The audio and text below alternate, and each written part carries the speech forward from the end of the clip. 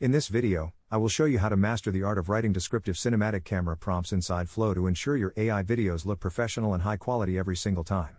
Creating stunning visuals starts with a clear structure, and the best way to achieve this is by following a specific formula that defines the movement, the framing, and the overall lens aesthetic.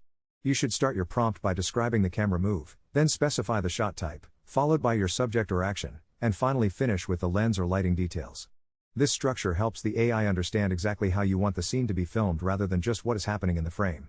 For example, if you want a professional look, you might write a prompt like cinematic slow tracking shot, medium close-up of a lone astronaut walking across a crimson desert planet, shot on 35mm film with anamorphic lens flare and harsh low-key sunlight. By layering these specific cinematic terms, you transition from a basic video to one that feels like it belongs in a blockbuster movie. You can experiment with different combinations like wide shots for landscapes or tight macro shots for intense emotions. Always remember to specify the lighting style, such as golden hour or moody noir, to set the right atmosphere. Mastering these formulas will give you complete control over your creative vision and elevate your generated content to a whole new level of realism.